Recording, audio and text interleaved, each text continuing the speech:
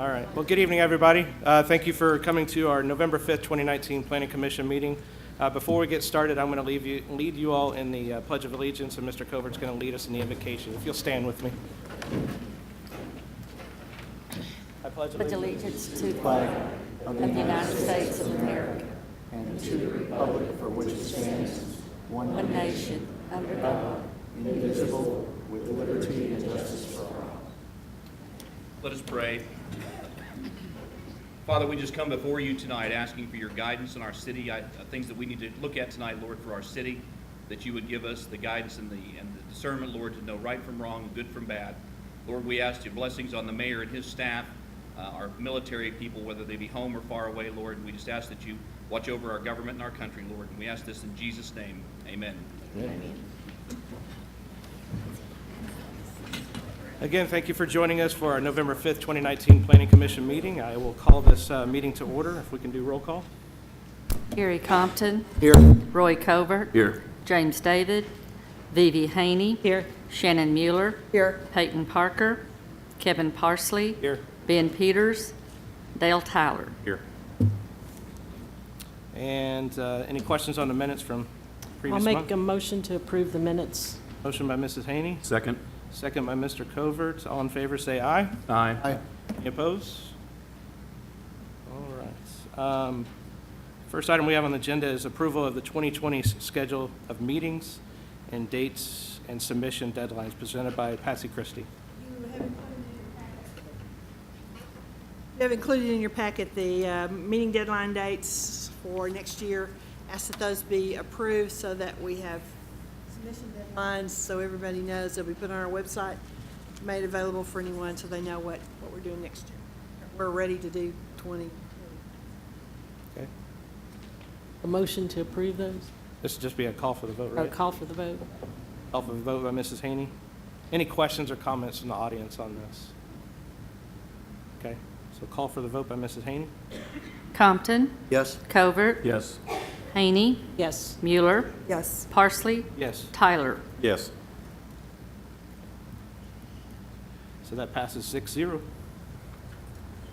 And I am making a bit of a one change in the order of the agenda because we have a gentleman that has another planning commission to be to on there. So the first tabled item that I am going to call is R 19-30 Cornerstone Propane, 3151 East Robinson Avenue, from A1 to C5, presented by Ricky Hill.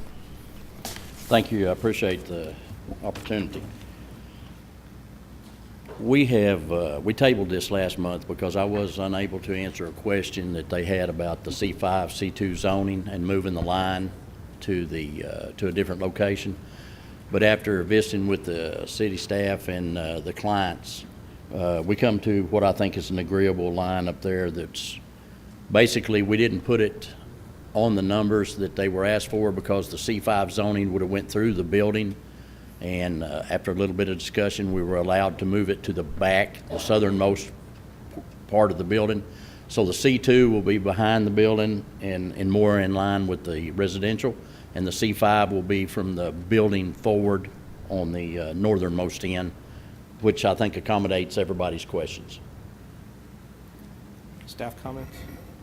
We did receive, this is a revised drawing, and we did receive the revised legal, and it will be put into the ordinance if it's approved. So I think they addressed the concerns that we had and agreed to split the piece of property as we asked. Any questions or comments from the audience? Commission? I just want to say I really appreciate that you worked with us on that. Thank you. And call for the vote. Call for vote by Mrs. Haney. Covert. Yes. Haney. Yes. Mueller. Yes. Parsley. Yes. Tyler. Yes. Compton. Yes. Thank you. Passes 6-0. Staff will prepare the ordinance. It goes to council on the 26th. Thanks. Thank you. Thanks.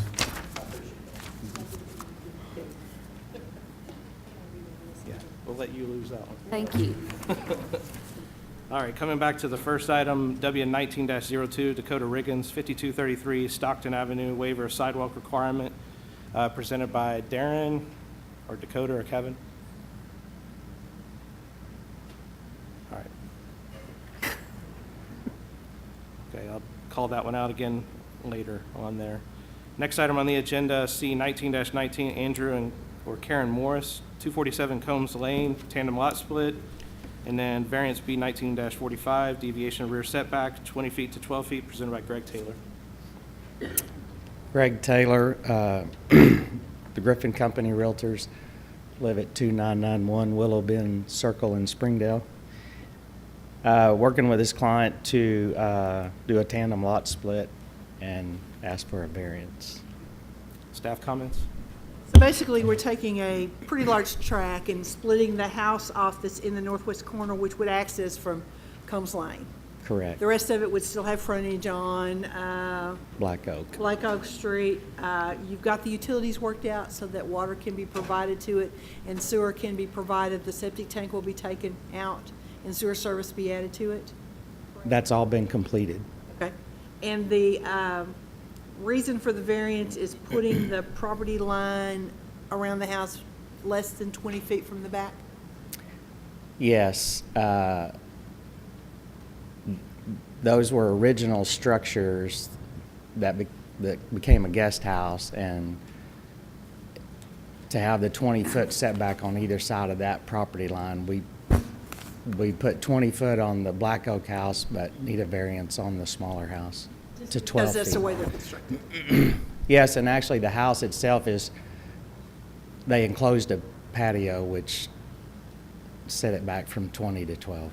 Yeah.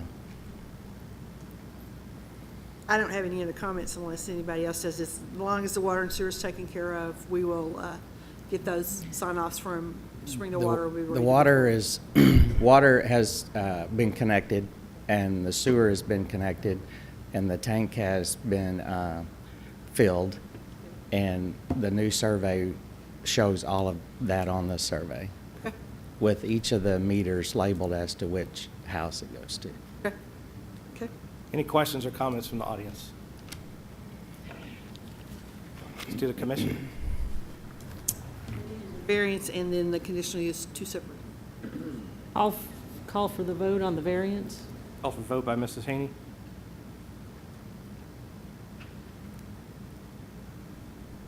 Euler, Yes. Parsley, Yes. Tyler, Yes. Compton, Yes. Covert, Yes. Haney. Yes. Variance passes 6-0.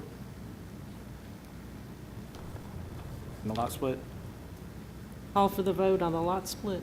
the vote by Mrs. Haney. Parsley, Yes. Tyler, Yes. Compton, Yes. Covert, Yes.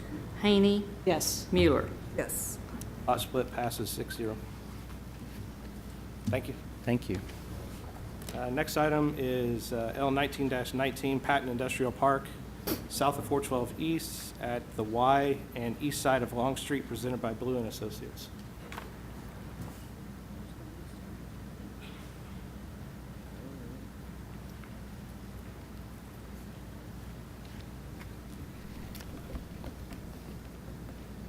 Hi there. Hey, my name is Joe Orr. I'm with Blue and Associates. Yeah, can you pull that mic up? There you go.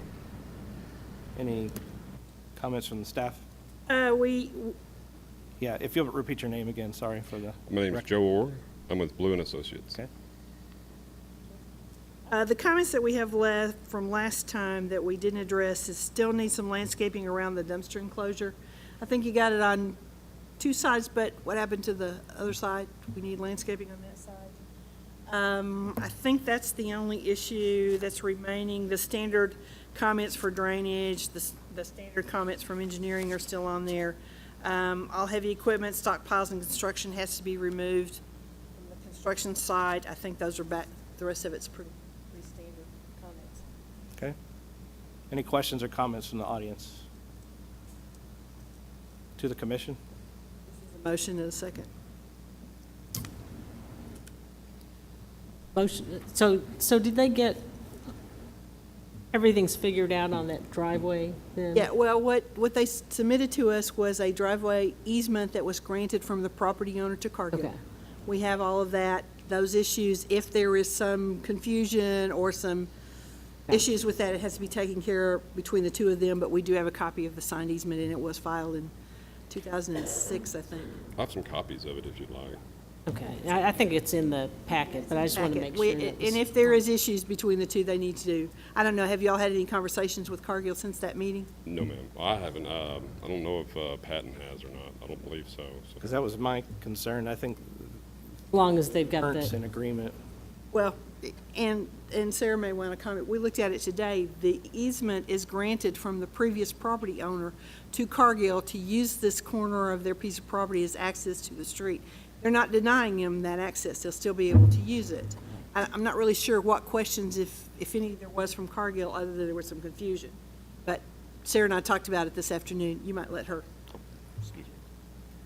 Now, we took a look at it, and they own the property. There is an easement granted, but it's not exclusive rights. So if there is any dispute about the usage of the property, it's not anything that's covered by the ordinance, and there's nothing preventing you from making any decision on it. There's nothing regulated like a utility easement is in city ordinance. So if the party that has access easement has any concerns, that's going to be between the parties and not the business of the city. But it's strongly recommended that they resolve those together outside of this. I'm not going to provide any advice on that. Understand? We did suggest last time that they have conversations with them to see if they can work it out. But the easement is properly executed and filed, and that's what we had to have to make sure we could move forward with it. motion to approve, subject to staff comments. Motion by Mrs. Haney, Second. second by Mr. Covert. Parsley, Yes. Tyler, Yes. Compton, Yes. Covert, Yes. Haney, Yes, Mueller. Yes. And that's it. Large scale passes 6-0. Next item, in large scale, 19-20, Davis Animal Hospital, 1430 Carly Roads. Also has a variance, 19-51, for deviation of distance between driveways, presented by Bates and Associates. Christian McGuire with Bates and Associates. Did you use name? No. Can you do that one more time, your name? Christian McGuire. Okay. I thought you Sorry. did, but I wasn't sure. Any comments you have on this?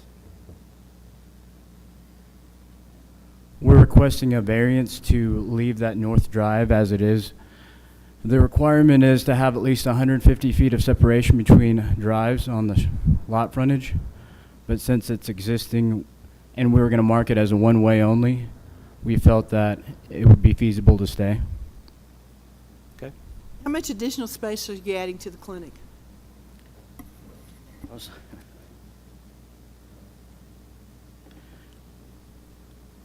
I'm not exactly sure, but you can see the portion that's shaded, kind of that mustard yellow color is the addition. And additional parking is being added in the back to cover that additional space of the clinic. Yes, ma'am. And then you're providing the fire acceptable access on the south side with a turnaround for them or possible future expansion of the. Correct. We need to provide dumpster foundation landscaping, and they have requested the variance for the distance between the drives. Those two drives are in existence. They've been there a long time. We need a scored stamped concrete or pavers for a textural change at internal pedestrian crosswalk, and we need to have a material schedule for the submitted architectural elevations. They all look good. We just need you to submit those Okay. material schedules, so we'll have those. The SWIP needs to be added on the grading plan, sheet title, and I believe that's the only on this project. Okay. Any questions or comments from the audience? It's to the commission.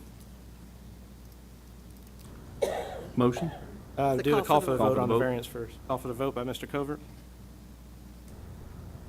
Tyler, Yes. Compton, Yes. Covert, Yes. Haney, yes, Mueller, Yes. Parsley. Yes. Variance passes 6-0. Large scale is a motion. Motion to approve large scale based on subject comments. Mr. Covert, second, who was, I'm sorry, I didn't, okay. Compton, Yes. Covert, Yes. Haney, yes, Mueller, Yes. Parsley, Yes. Tyler. Yes. Large scale passes 6-0. Thank you. Thank you. Last tabled item, B 19-44, Rebecca Chavez, 907 South Pleasant, variance for deviation of front setback from 30 feet to 20 feet, presented by Rebecca Chavez. Hi. Hi, I'm Rebecca Chavez, and we have operated this business for almost 10 years, and we're just requesting the committee to approve the variance for the front setback from 30 to 20. Okay, and you're adding a deck on the front? Yes. Is the ma'am. reason why you need the variance? Yes, This is ma'am. kind of a unique property in that the highway department's control of access goes back quite a distance. They're not requiring us them to do anything with it, is allowing us to address this. They will be increasing their driveway and putting some additional parking in the back and adding this deck on the front. Yes. Okay. Any questions or comments from the audience? Let's do the commission. Call for the vote. Call for vote by Mrs. Haney. Covert, Yes. Haney, Yes. Mueller, Yes. Parsley. Yes. Tyler, Yes. Compton. Yes. Thank you. Variance passes 6-0. Thank you. Thank you. All right, Dakota Riggins, ever come in? All right, just checking one more time on there. All right, next section is rezoning. The first one, 19-34, Fado Bayari Trust, 1422 Main Drive, rezoning from C2 to C6, presented by Fado Bayardi.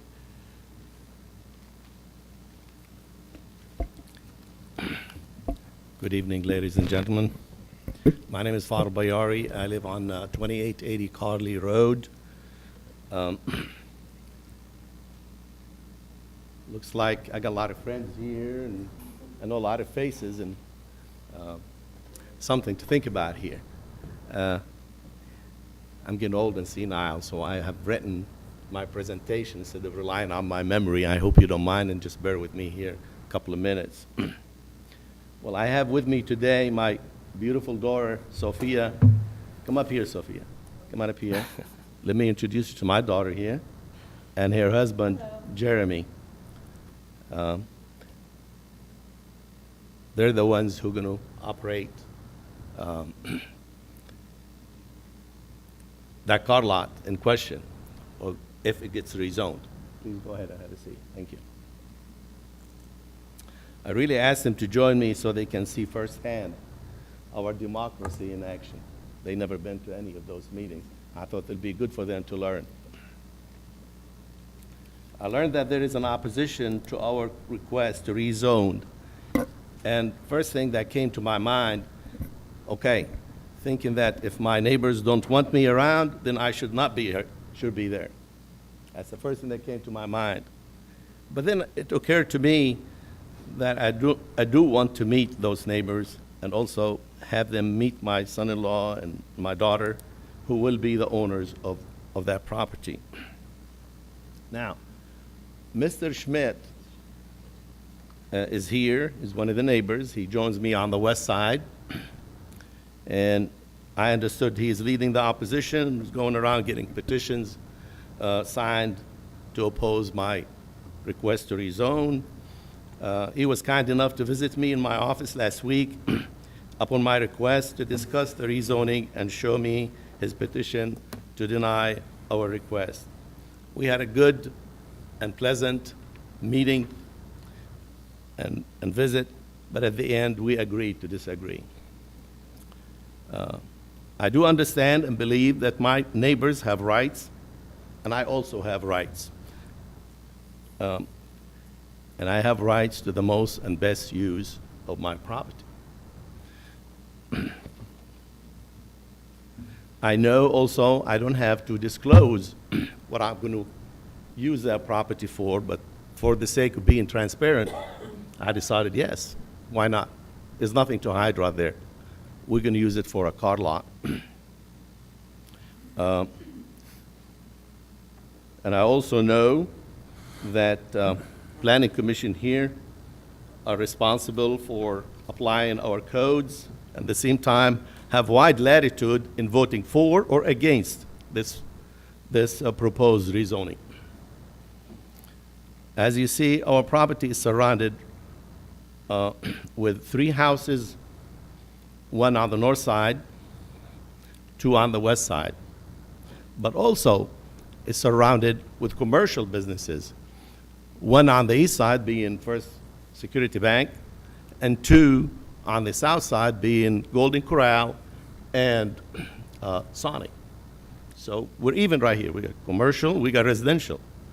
You know, my son-in-law here is going to build the facility. He's going to build a modern building, small, but modern, attractive.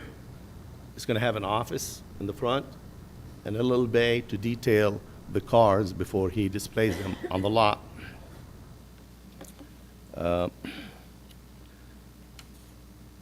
Mr. Schmidt's petition has certain claims about the impact of a rezoning, and I wish to be given a chance, once he presents his, to address those concerns one by one. If that's not too much to ask, I don't know what else. I thank you for listening. Thank you. Staff comments?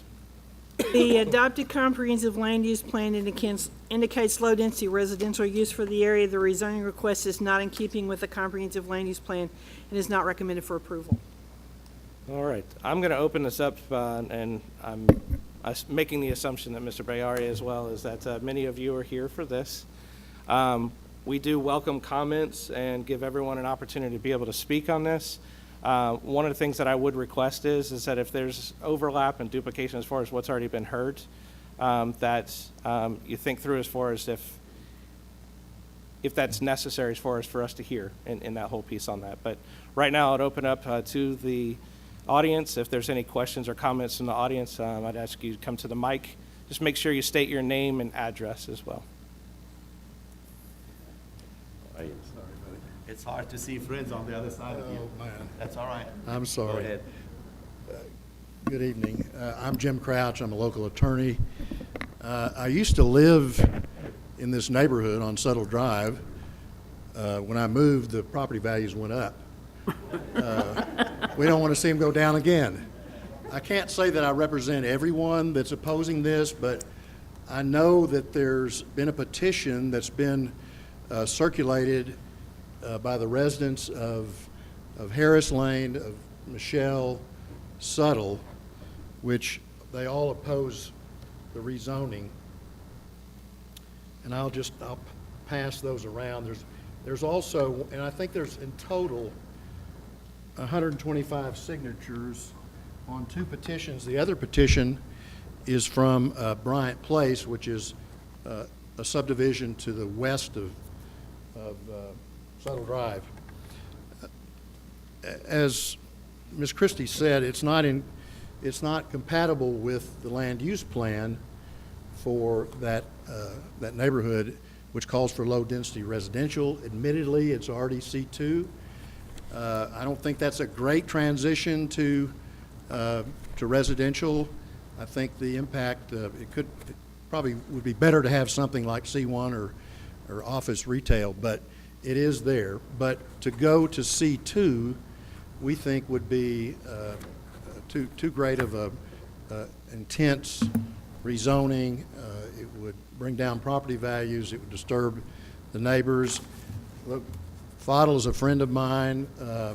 He probably thinks I'm not, because this is the second time I've opposed him in front of the Planning Commission. But obviously we know Fadl. He's a good guy. I'm sure that his children, his daughter and son-in-law are good people. But, you know, these people out here in the audience, they're not just, probably not worried too much about Fadl's daughter and son-in-law. But what you worry about is the next use. And that's what you think about too, is what else could there be if you rezone this to C2? And there's some pretty intensive uses that could be put to, including truck sales and open area sales that would just not be appropriate for that neighborhood. It's true that there's already commercial in the neighborhood, but we don't want a greater encroachment. And we would ask that you deny the rezoning request. One of my friends, Chris Weiser, said, what do you want to tell the people that oppose this? And I said, don't rehash the same thing. So we're echoing your words, Mr. Chair, but there are other people that would like to talk, so thank you for your attention. And if you'll come up to the mic, the others that want to speak, you're more than welcome to do that on it. But before we go any further, if you... I need to ask a question. Yeah. Jim, you're submitting these for the record, correct? Jim, you're submitting these petitions for us to put in the record. Okay, I want to make sure we know what we're doing, and make sure we got that in there, yeah. If you'll read real quick as far as the C6, just so that people understand the zoning on that. Okay, a C6 is considered to be a large product retail sales district. It's established in order to provide adequate locations for retail uses that serve the needs of the motoring public and are characterized by a high level of vehicle ingress and egress. Among these uses are automobile and other vehicular service establishments. The C6 district is intended to provide a location for the limited amount of merchandise, equipment, and material being offered for retail sale that, because of the type of material transportation requirements, is suitable for display and storage outside the confines of an enclosed building. Such uses are not generally compatible with pedestrian-oriented commercial districts and shopping centers, since they tend to obstruct and interfere with pedestrian movement. There's some development criteria that goes along with that zoning classification. The permitted uses are citywide uses by right, automotive services, parking lots, automobile sales, and automotive machinery and equipment, open display retail sales. Those are the permitted uses. The conditional uses on appeal to the Planning Commission are citywide uses by conditional use, utility facilities, commercial large sites, self-supporting tower, antenna structure, or monopole, automobile sales that are damaged vehicles, and mobile vending sites. Thank you. Yes, sir. My name is Dennis Martin, and I represent all of the property owners, which there are 35 in Settle Estates, which is just bordering the west side of the properties and the streets involved. We are part of the signatures that have already been submitted. It was unanimous from the standpoint of presenting to our property owners and their understanding that it was being proposed as a change from C2 to C6. And I just wanted to again reiterate the fact that our folks want to protect, most all of the property owners in these neighborhoods have been there 20 plus years. So we were originally sold those homes based on the basis that we were in residential neighborhoods, and that's our desire to stay as such. Thank you so much.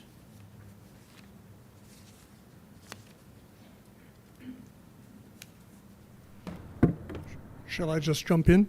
If you'll state your name and address for me, please. My name is Walter Schmidt. Mr. Bayari, who is my Facebook friend now, referred to me.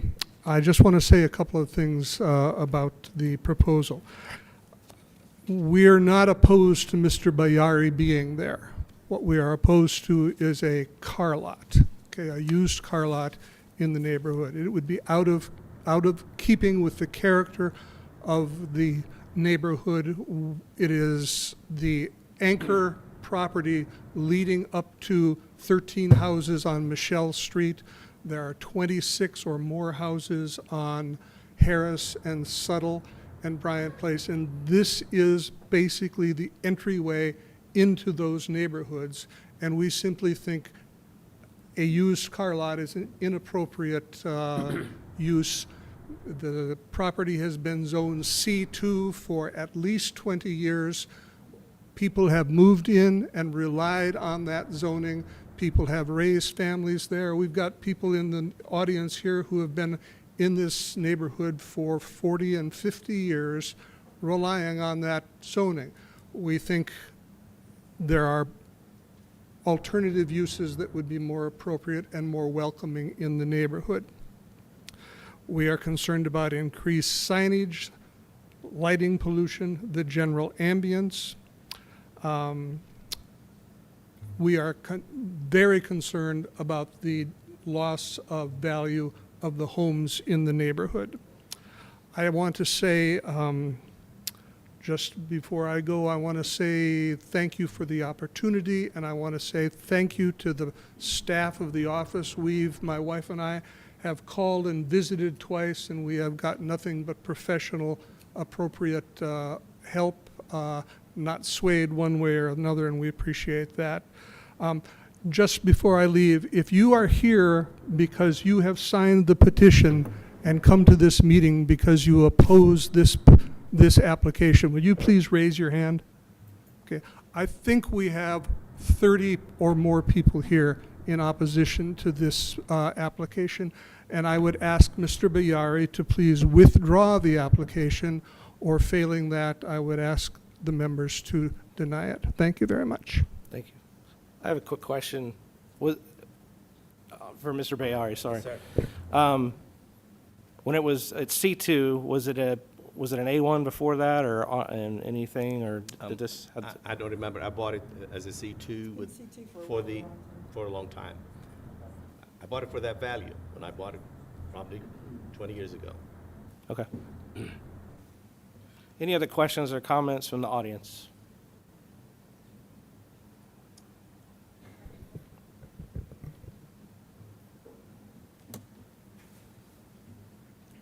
I'm Diana Page, and I live at the top of Michelle. And Michelle is a cul-de-sac. My concern is we already have an issue at times we only have one way out, and that's down by the lot. And we have trouble getting out at times because of the commercial that's already there. It's also becoming a huge route on Main Drive because of the access to the bypass and all of the traffic that comes through there.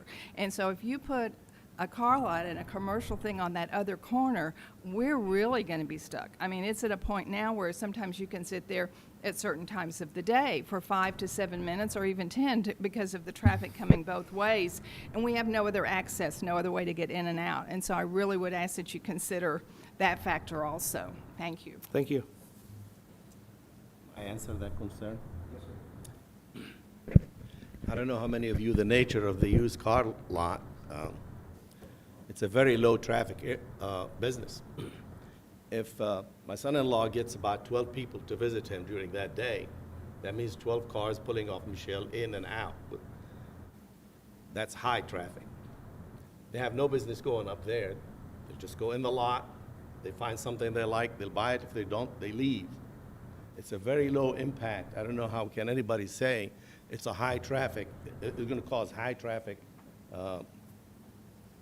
problems. Maybe now you have a problem getting in and out.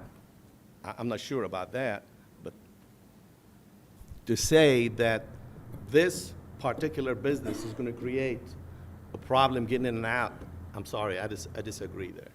Okay, thank you. Any other questions or comments? Yeah, if you'll come to the mic on it. My name is Concetta Baker. I live at 108 Settle Drive, and I want to address the question you asked about how was that property used. My husband and I have lived there for 40 years. We're working on 41 years. And our neighbors across the street were the Settles. And they were a beautiful couple. When they passed away, their son, who lived in Houston, changed as a way of selling the property, changed and, had the city to make part of that frontage commercial. I'm here to tell you, I picked flowers behind all that property with Miss Settle. It was her intent and her husband's intent to always have that as a neighborhood. She was so very, very proud of what she and her husband had established. So it was, for the most part, all residential until their death. Thank you. Thank you. Appreciate it. Any other questions or comments? I have a quick comment. What are the To the commission now, so go ahead. what are the conditional uses allowed? In C2, conditional use in C2?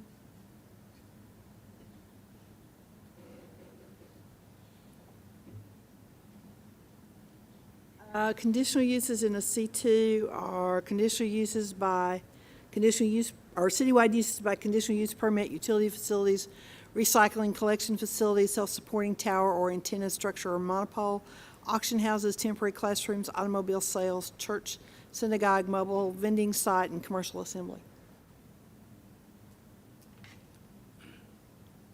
Do you have a comment? Yes. I can assure you what she has read would have more impact on the neighborhood than our little car lot.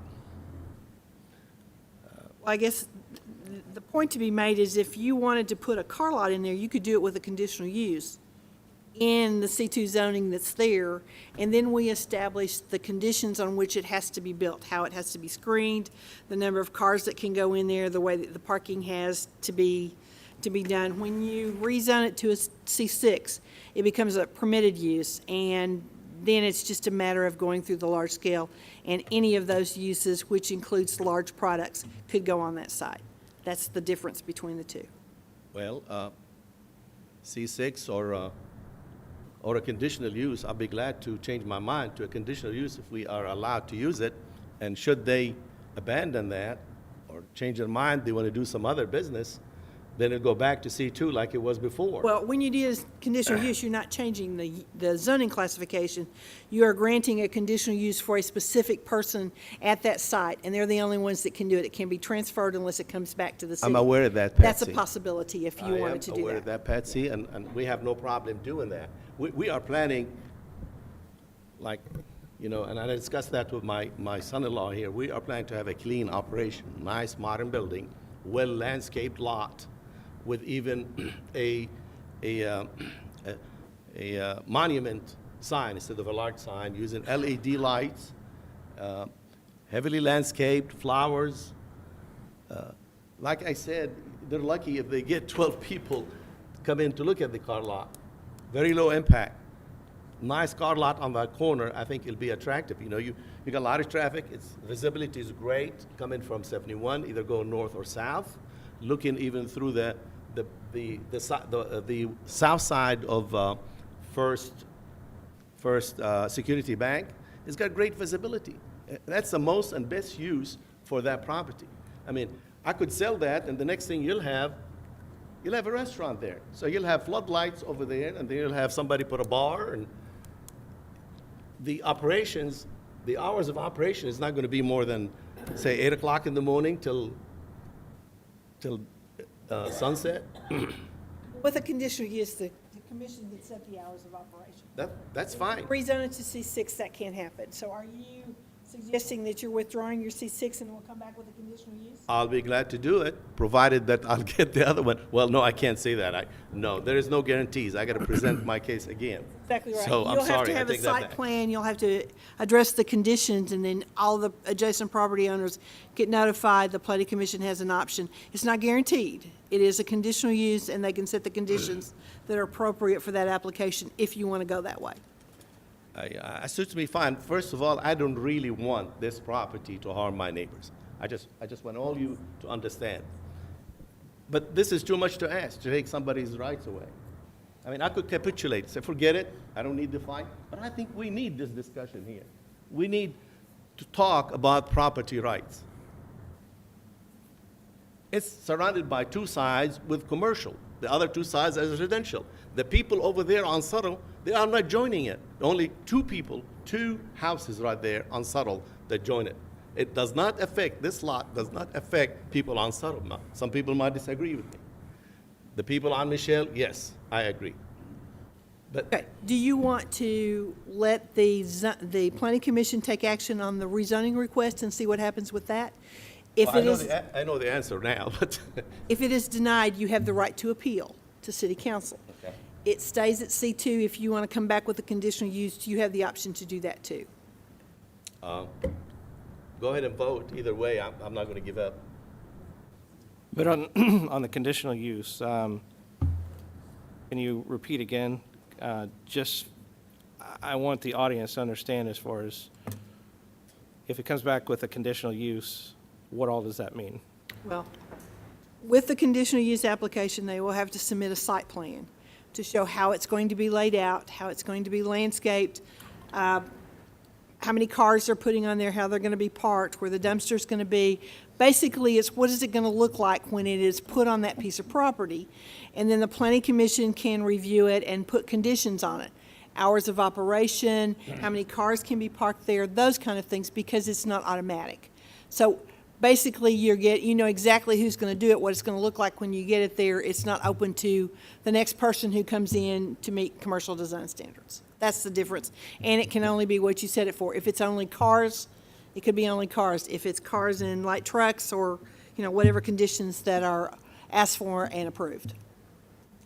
So what you're requesting is that you want us to go ahead and hear this as far as how it is, as far as a rezoning from C2 to a C6. And depending on the outcome of that. Yes, sir. You're going to potentially pursue the other option. If you do go the other option, that actually is an investment on your behalf as far as to present all the site plans and things of that nature. But that's well within your rights to be able to We do have that. no problem representing the site plan, the looks of the building, the landscaping, and all. We have nothing to hide. I know you know that. I just Yes, wanted sir. to make sure people understood. Right. As I'm far glad as you're how. explaining it to them. So, and also the differences is that how it is currently right here, while we appreciate you've divulged as far as what you want to be able to put in that whole piece, we are voting as far as on a rezoning perspective. And any potential properties that could go into, any types of properties that could actually go into that. A conditional use is a specific use in that whole piece. And so if you did come back, we would be voting specifically on a car lot within a C2 as a conditional use in that perspective, so. I have no problem. I Okay. can withdraw it, or you can. Again, vote I on just it. wanted the audience to be understanding as far as what's going on, because I think it's within our responsibility as far as education to everyone as well, as far as how this will proceed as we go forward on that. I'll take one last comment. I think you had something on that, and then I am going to turn it over to the commission. No problem. I am a person on the petition. You can state your name and address, please. Linda Kirby, 217 Settle. Okay. My bedroom window faces Mr. Bayari's potential car lot. Okay. I've only been there a week. I've always lived in Fayetteville. I chose to move to this neighborhood, one, for its reputation, and two, for what Springdale is trying to do as far as green space goes. We're losing a lot of green space. Mr. Bayari has done a lot for this community and for other parts of the world. It was my hope that he would continue his generosity by keeping the green space and maybe having a park instead of a car lot. Thank you. I'm still Walter Schmidt. And Hasn't changed, huh? This is tangential to the conversation. I consider all the arguments have been made. I want to point out that I received a certified letter describing the application and telling us what the date was. All the properties are adjacent, other than mine, and one neighbor, were vacant at the time those certified letters were sent. I know Mr. Bayari received 2 back in the mail undelivered. When I started, and when my wife and I started walking the neighborhoods, and we had one other couple who joined us walking the neighborhoods, nobody on Michelle Street knew about this application. Nobody other than the 2 couples who were walking the neighborhoods knew about it. Nobody on Harris Place and nobody in Bryant. I don't know if it's in your court or whose court it would be, but I would strongly encourage whoever handles this sort of thing to consider a requirement in Springdale that the properties be posted, that there are applications for rezoning, so the neighborhoods would know, because our neighborhoods were totally oblivious to it. Thank you. Thank you. A sign was placed on the property as required. There's a sign on the property was put up on the 25th. Mr. Byrie met all of the requirements and notified those who he's required to notify. Right now, our ordinance only requires just all the properties that touch it all the way around, and he met all those requirements. I would also add that we do have an online notification system that within a proximity, if there's things going within a proximity, you can do the whole city if you want in that regards. You can also get notification online as far as when there are potential developments going in. But you into also play. have to be registered on the city's, Right. Thank you. whatever system it's called. But It's it's free. free. and Mayor that- said it's yeah. free. You can get notifications on that, too. Thank you for bringing that up on there. So I'll turn it over to the planning commission. Any questions or comments? Yeah. This will be a call for the vote for a rezoning from C2 to C6. Call for the vote. Call for vote by Mrs. Haney. Haney, No? Mueller, No. Parsley, No. Tyler, No. Compton, No. Covert, No. This does not pass 6-0. You have the right to appeal. Your appeal has to be filed in the city's clerk, in the city clerk's office within 50 days, and you have to identify why you think the planning commission's decision is error. You have to notify the adjacent property owners, and you will be put on the planning commission, on the city council agenda. If you wish to do that. City council? Over Yeah. here. The appeal goes to city council, Okay. yes. No, I know the appeal goes to city council. But if you want the conditional use, the next submission deadline is the middle of November. I'm not going to waste my time with the appeal. I'm going to just come for conditional use. So, thank you. Thank you, neighbors. Thank you, friends, for attending. We're just seeing democracy at its best. I appreciate you. Thank you all. And if you guys were just here for that, I'll welcome you to stay for the rest of the meeting, or if you want to leave at this point, you can on it, so.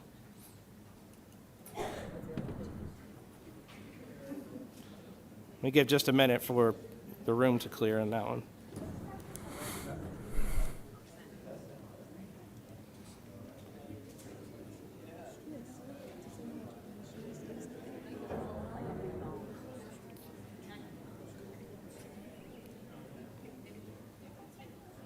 You have the right to say no.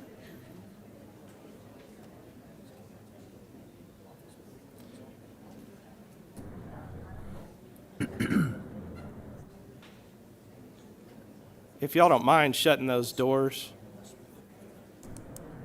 People are welcome back in, but it'll be a little bit noisy, I think, out there. The next item on the agenda, R 19-35, Corey Rogers, northwest corner of East Emma and Monitor Road from A1 to an MF2, presented by Bates and Associates.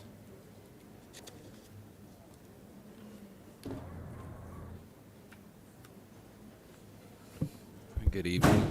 Good evening, everyone. My name is Jose Rios. I'm with Bates and Associates. Any comments that you have on this one? Or? Our client, Corey Rogers, is just requesting a rezone from A1 to MF2. According to my understanding, it's kind of an area of town that's been agriculture for a little while, and as you all are growing and expanding, people are rezoning in that area. If the rezone is passed, the client requests to split the property, or proposed split will be there, and he's possibly, or he's proposing to put 2 duplexes on each one of the new parcels. Okay, staff comments? The adopted comprehensive land use plan indicates commercial use for the property. The rezoning request is in keeping with the following goals and policies of the comprehensive land use plan is recommended for approval, protect the positive aspects of neighborhood character throughout the city, and encourage the development of a variety of housing types appropriate to the size and income of households living and working in Springdale. The MF2 zone only allows 4 units per acre. Any questions or comments from the audience? Let's do the, if you'll come to the mic and state your name and address, please. My name is Kathy Lindsay. I'm one of the property owners right behind where he's wanting to rezone. First off, my mom and dad bought that property 44 years ago.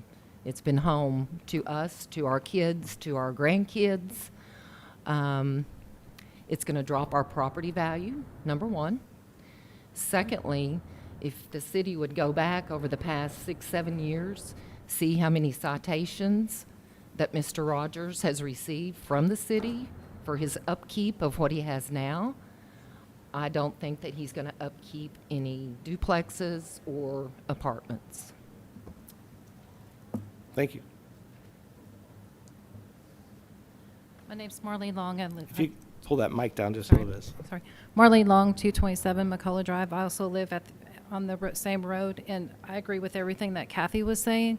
And I've lived there myself since 1992, and there's been no problems whatsoever with anybody that's lived there. And I feel that adding duplexes is just going to compound more potential of bad vibes of different people living around this area.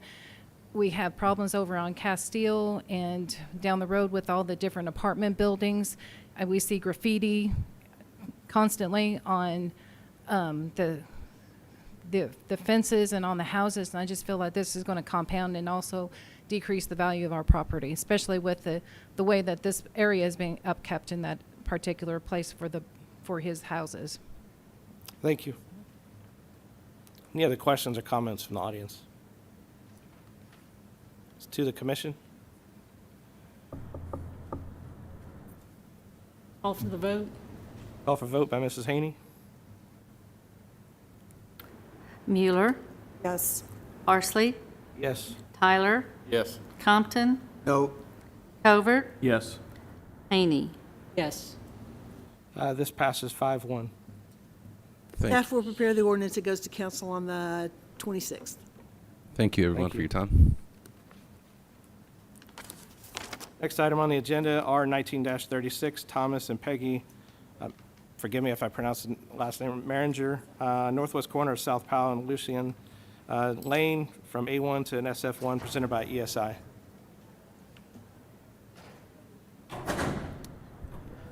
My name is Brandon Rush with Engineering Services. We're asking for rezone to SF1 on this, and happy to answer any questions. Staff comments? The adopted comprehensive land use plan indicates low-density residential use for the area. The rezoning request is in keeping with the following goals and policies of the comprehensive land use plan is recommended for approval. Protect the positive aspects of neighborhood character throughout the city. Appropriate locations for single-family and multifamily residential development should be provided based on accessibility, site suitability, utility availability, neighborhood compatibility, and environmental factors. Assure an adequate land allocation for residential purposes by providing lots of adequate size. Any questions or comments from the audience? If you'll come up to the mic, please.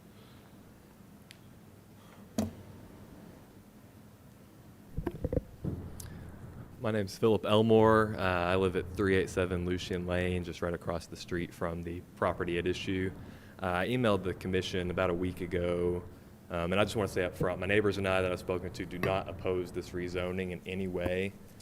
We just wanted to use this hearing as an opportunity to present questions to the city that we raised before. A number of us did 2 years ago when we had the flooding in the spring of 2017. You can see from the map here that there's a lot right to the west of that cul-de-sac that contains a retention pond that the city constructed. Why don't you use that and point right to it?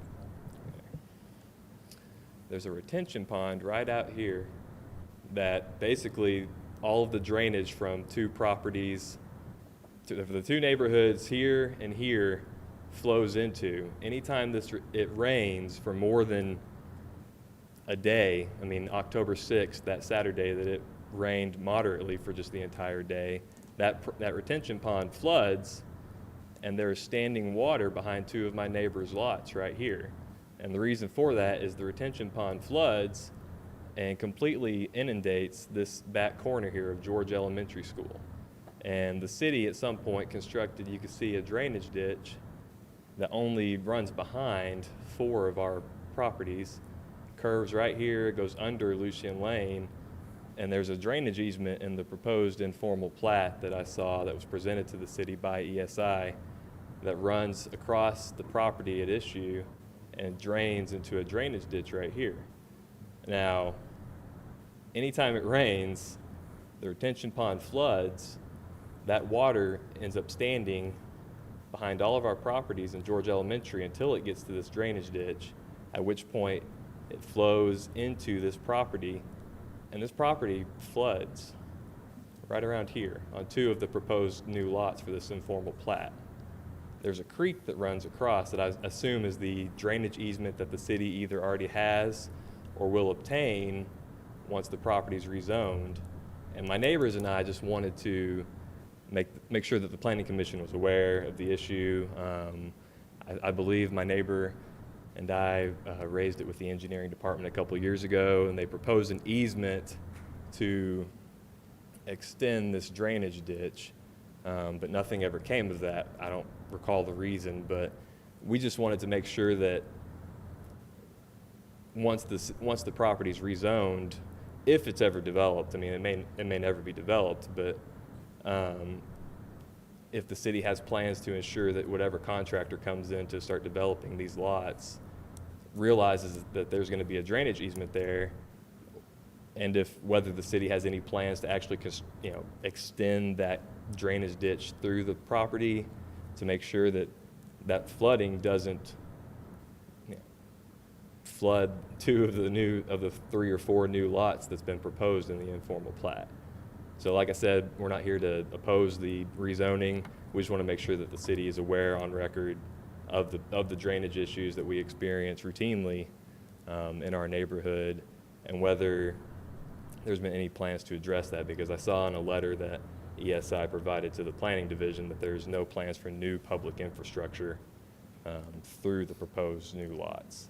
And so we just wanted to make sure that. Those issues have to be addressed when we move forward with the plat. Okay. Right now, all we're talking about is the use of the property being SF1. Right. I think everyone is aware that there's some drainage issues out there that are going to have to be addressed as development occurs on this. And, it'll be in the record that you brought that forward, but that's really not an issue we discussed with the rezoning. But I think it's very well noted that there is a drainage issue. I appreciate that. Thank you. Thank you for coming forward with that. Any other questions or comments from the audience?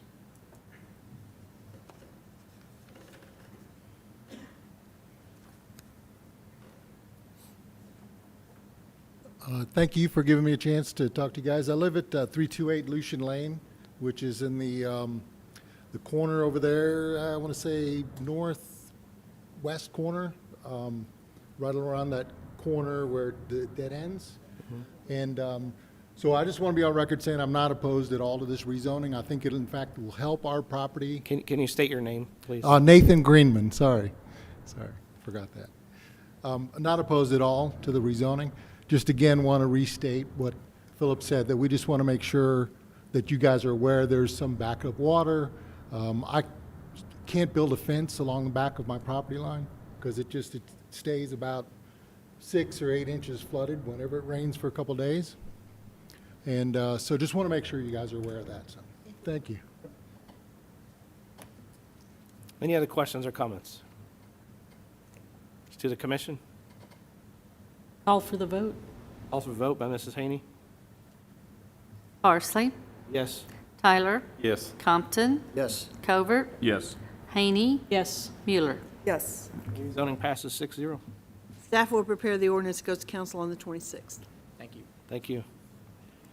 Next item, R19-37, Black Bear Holdings LLC, 811 South Turner, from O1 to C2, presented by Kerry Parker. Good evening. My name is Kerry Parker. My address is 19974 Sherry Road in Springdale. I appreciate the opportunity to present this rezoning request on behalf of Black Bear Holdings. We're requesting that the property at 811 South Turner be rezoned from an O1 to C2. As many of you know, the section of Turner and Holcomb contain a mix of commercial properties. While some of the properties are O1 and C1, there are 3 properties that the commission has approved C2 zoning. Those include 906 Holcomb, 736 Holcomb Street, which is directly across the street from our property, and 203 Turner Street. To add a little, I'm sorry about that. Go ahead. Sorry.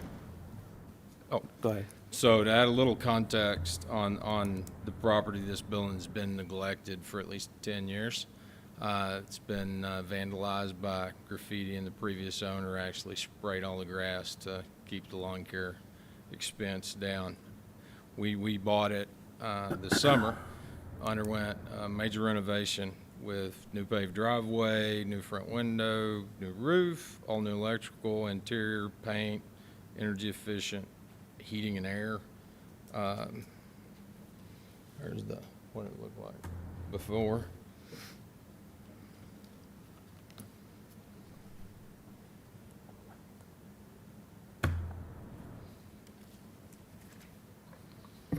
By making all those capital improvements, we're open to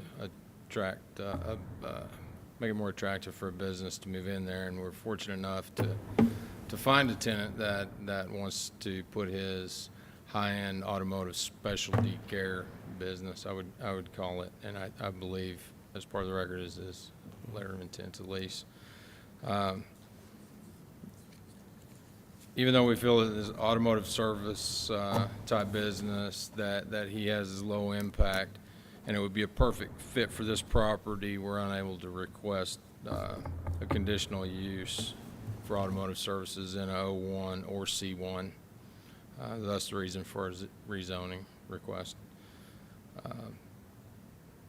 In closing, we know that some of the older buildings in that section are non-conforming commercial properties with current ordinances, and we hope you'll approve this request based on the existence of other C2 zonings, and consider the work we've done as a sign of goodwill. I'd answer any questions that you attempt to. Thank you. Staff comments? The comprehensive land use plan indicates commercial use for the area of the rezoning request is not in, well, let me back up and say the current zoning of this piece of property provides an adequate buffer to the residential areas that surrounds the property and is in keeping with the comprehensive land use plan, and the rezoning request is not recommended for approval.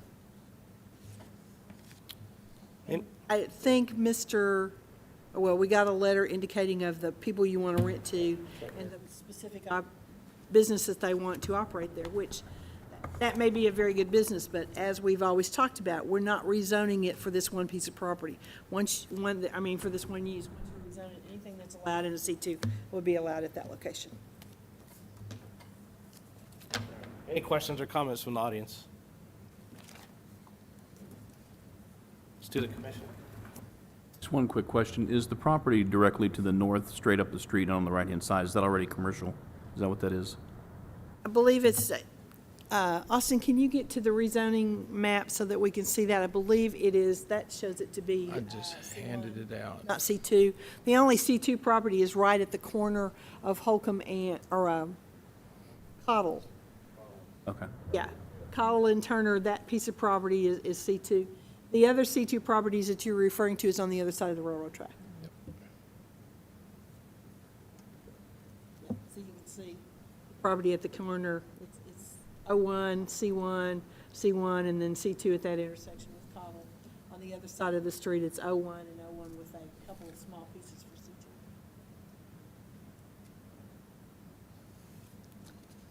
Thank you. Call for the vote. And I think that's the biggest issue, is that while his business may be fine, it's the other things that could come in. And so if next month, next year, whatever, then we have a problem. Call for the vote. Call for vote by Mrs. Haney. Tyler. No. Compton. No. Covert. Yes. Haney. No. Mueller. No. Parsley. Yes. This does not pass 4-2. You have the right to appeal the decision. Your appeal has to be filed in the city clerk's office within 15 days. You need to indicate why you think the planning commission's decision was an error, and you have to notify the adjacent property owners. Thank you for your time. Thank you, appreciate it. Next section, conditional use, C 19-21, David Mancia, 1102 Bacchus Avenue, use unit 41, automobile sales in a C2, presented by Victor Velasquez. Hello, my name is Victor Velasquez, and I'm here on behalf of Mr. Mancia, who's trying to get a conditional use on this property to sell automobiles. Okay, I staff don't comment? know what I believe it's been used as an automotive sales previously, Yes, ma'am. and right now it has a barber shop in it. Yes, ma'am. It's been, is the barber shop going to remain, and it would be both uses in the building? No, ma'am. The Okay. barber shop is going to stop, and the automobile is going to take over. The ingress and egress is acceptable, the off-street parking is acceptable on this. They paved an additional area and it's been marked for parking of vehicles. Refuge is acceptable, the utilities are acceptable. We don't know what kind of sign, I'm assuming you're going to use the existing sign that is there. Yes, You wouldn't be ma'am. adding any If that's additional signing. The yard requirements are acceptable, the size and shape of the lot is acceptable. There is the landscaping, there is some landscaping on the front, but you're not making any additions to the building itself or anything like that. You won't No be plan. parking any vehicles in the back? No, ma'am. No Only parking on the in paved back. surfaces? Yes, ma'am. Okay. In general, the use of this property would be acceptable as a conditional use for a, Any questions or comments from the audience? It's to the commission. Call for the vote. Call for vote by Mrs. Haney. Compton, Yes. Covert, Yes. Haney, Yes. Mueller, Yes. Parsley, Yes. Tyler. Yes. This passes 6-0. Staff will prepare the resolution, goes to council on the 26th. Appreciate your time. Thank you. Thank you. Next item, C19-22, Beatrice Frere and Manola Juarez, residential manufactured home in an A1, presented by Beatrice Frere. And forgive me if I mispronounced last name.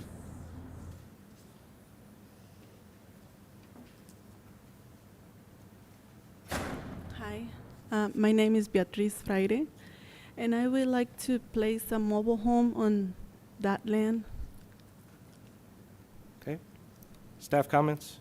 Ingress and egress to the property is unknown. Do you have an access easement to this property off of Night Lane? Do you have an access easement? We would have to have an access easement that's submitted to show that you can access that lane, because I don't think that's a public street. No, it is a private lane. We have had access. Can you speak into the mic on there? So, and if you'll Okay. state your name as well. I am the owner, Gina Knight. She is trying to purchase the property from us to put a mobile home on it. And we had easement back whenever we bought the property in '86. And then we were given easement by Stidham's, Okay, do you have the filed easement documents through the county? No. Okay, that's what we gotta have. We have to have the Well, filed, now, these would be filed through the county. okay. Each time we had bought property, we Okay, had let- bought property even across from that property there, and we had an easement at that time. What we will need is for you to submit those documents that show, and the city attorney will have to determine that it's adequate easement. That's the only issue that we have left, is because we don't have the documents to show that you have access to easement. We can work that part out. The offset parking and loading is acceptable. Refuge and service areas are acceptable. Utilities, you did get a septic tank, a perk test done. We have the information from the county health department to show how septic systems can be put on it. Do you have, is there water to this site, and do you have a proposal to get water to it? Yes, ma'am, there is an easement along the north end of city water from Springdale and the natural gas. Okay, and the water lines are already in, and the water line's already there? Okay, as long as we have that, we're good. Allowed the entire neighborhood on that. Okay. The yard requirements are acceptable. The size and shape of it is acceptable. It's kind of an unusual piece that was left when the highway went through and did acquisition. Generally compatible with the adjacent properties, as long as we have submission of the access easements to Night Lane. Okay. Any questions? Yes, I don't understand, because we had access to that lane since '86. Okay, and all we have to have is the documentation to show that. As long as you bring that and the city attorney's good with it, we're ready to go. I just haven't seen it in the form of an access easement. So once we figure that out and get that worked out, then that issue's taken care of. Because access has to be provided somehow, and you may have the documentation that shows that. If you just bring it to the office, we'll get it to the city attorney for them to look at, okay? Well, ma'am, we've been working on it for 6 months. Well, and We're you gonna gave we us get a to vote list tonight, right? In the very beginning. We're gonna vote tonight. And we have went through each item each time, and you have added another item each time we have Oh, come. And I'm not going to sit here and argue with you about it. We just have to No, I have. don't want to argue either. We ma'am. have to have the documentation for the easement. If it's approved by the planning commission for the conditional use tonight, then we will work out the documentation for the easement. It still has to go to council on the 26th. We've got plenty of time to make sure we have all the documents that we need. The warranty deed that this says subject to an easement doesn't tell us where the easement is. Okay? All right. But we're still voting on this tonight. Right, in right. this. You're still voting on whether or not they're allowed to have the conditional use for the mobile home. And if that's the case, and if it's approved, we'll work out the access easement portion.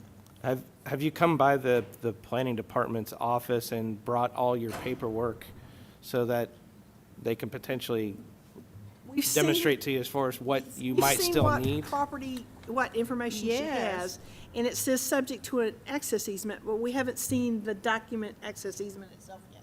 Okay. I don't know where it exists, and if it's on a survey or something like that. There's got to be something that shows where that access easement and how it was granted. We don't know yet. And that's the only remaining documentation that's needed. Because they got the septic system. That was one of the things that you had to get a perk test done.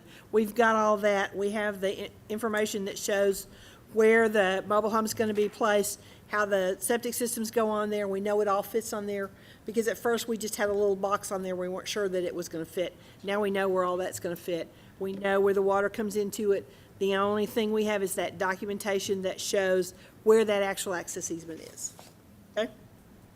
If you approve it first. You got to approve You it have first. clarity as far as how to obtain that documentation or make that available? You get a survey from the highway department when they bought it, when they bought the rest of the property? I had to ask for that. And did you get it? Yes, ma'am, and that was turned in with the paperwork. Okay, but it doesn't have an access easement on it either.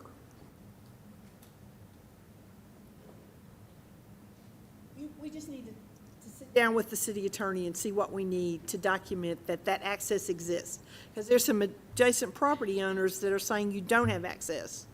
And they don't have a copy of the access easement either. So we've got to get this, or you have to figure it out between yourselves. I don't know, one or the other, whatever the city attorney tells us. Okay? Okay, that's assuming it gets approved. Okay, Okay? thank you. Any questions or comments from the audience? Yes, if you guys will come up to the mic and state your name.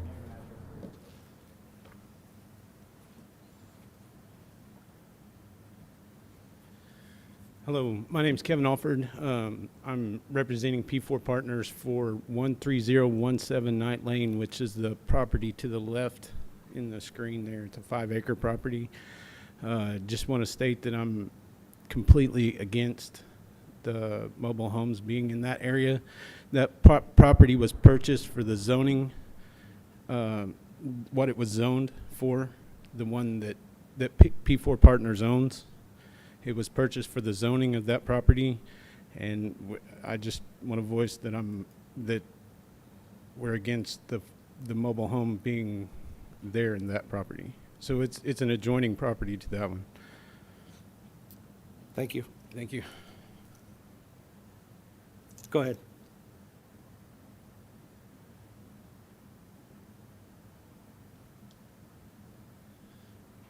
Benny Holloway, 12994 Night Lane. My property line actually goes over the road there, and I'm opposing I'm not for the mobile home being in there, just for property value purposes. Thank you. Any other questions or comments?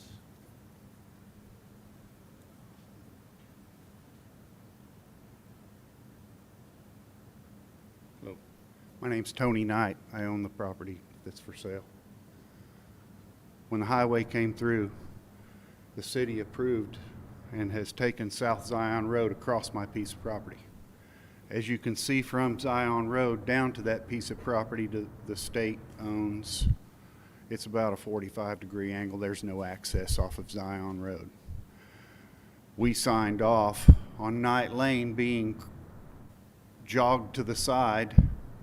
I put that gravel in Night Lane. I built Night Lane. It's named after me, okay? Because we owned both sides of that piece of property. If we're not allowed to use Night Lane, we're landlocked, and somebody's going to pay for it that direction. So if we don't have easement, my only option is to consider it landlocked, and the state or the city's going to have to buy it from us. That's. Thank you. The city didn't have anything to do with any of that purchase. That was all done through the highway department, right? Yes, but the highway department did the acquisitions for and have control of access over the 612 bypasses. With the highway department, correct? Right. That was part of your agreement with the highway department. Now, did they purchase some additional land from you You'll come back up to the mic. in order to put the road in? Was this considered by them to be an uneconomic remnant when it was left over? No, the piece across Zion Road, I don't have a pointer, but to the south. That little piece in the center right there between Zion Road and 612, right there. We also that- own that piece right there, and they considered that unusable. Okay, because and so it's you, and of did the they size. purchase that from you, or do you still own it? No, we own it. Okay, so you have access to that little driveway that's on the east side of it to get to that piece We of property, signed correct? off on that jog to be put in there, correct?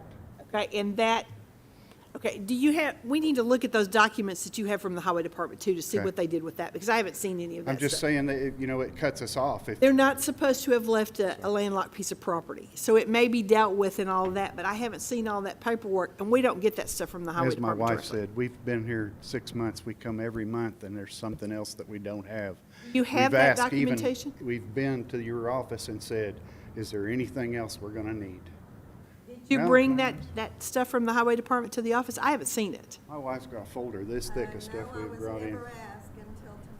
Okay. Thank you. Any other questions or comments? It's to the commission.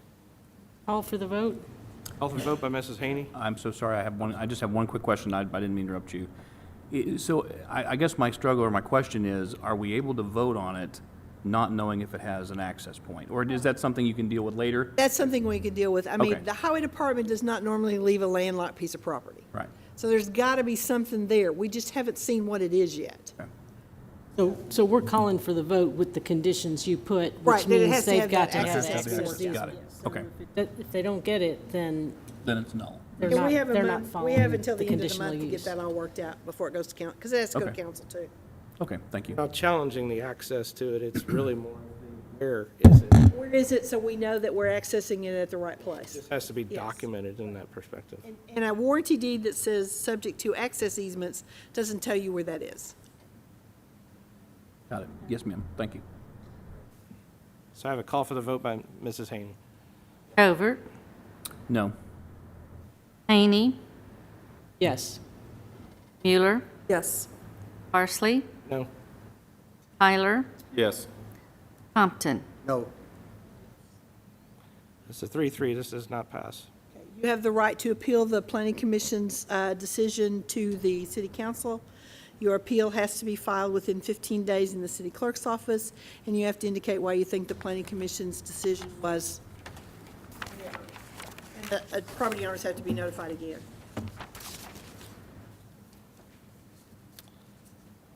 Next section is final plat 19-07, Summerview subdivision, 1300 Butterfield Coach Road, presented by Bates and Associates.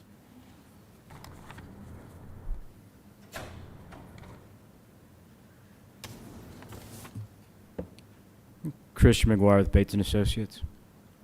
Okay. Have comments? We have the declaration of covenants and bylaws of the POA have been submitted. They got submitted today, and the city attorney's office have them to look at. We haven't really had, make sure all the details are identified. We're assuming they are. We do have that information. We have been over the checklist of for the final plat, and I believe we have everything we're not sure we have the certification from the title company that all the easements for the property are shown on the final plat. We need a certification from the title company, and then we need the subdivider's affidavit that all the labor, materials, and supply costs have been paid.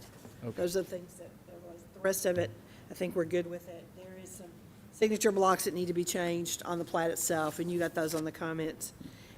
And we still need to discuss the detention pond, because by the drainage criteria manual, there still has to be transferred to the city.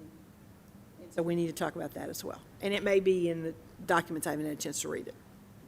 Can it be through this plat, or will we have to make a separate easement document? I have to look at the documents and see if it's covered or not. And I don't think Sarah's had time since this afternoon to look at it, but we can clear all that up before it goes to council. Okay. Is that it? Okay. Any questions or comments from the audience? It's to the commission. Motion to approve, subject to staff comments. Motion by Mrs. Haney. Have a Second. Second by Mr. Covert. Haney, Yes. Mueller, Yes. Parsley, Yes. Tyler, Yes. Compton, Yes. Covert. Yes. Final plat passes 6-0. If you want this to go to council next Tuesday evening, we need the ordinance in our office by Thursday evening. Yes, ma'am. Thank you.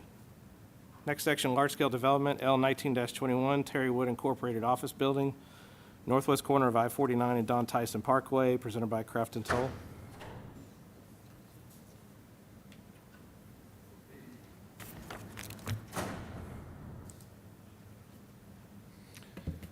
Good evening. My name's Barry Williams with Craft and Toll Associates.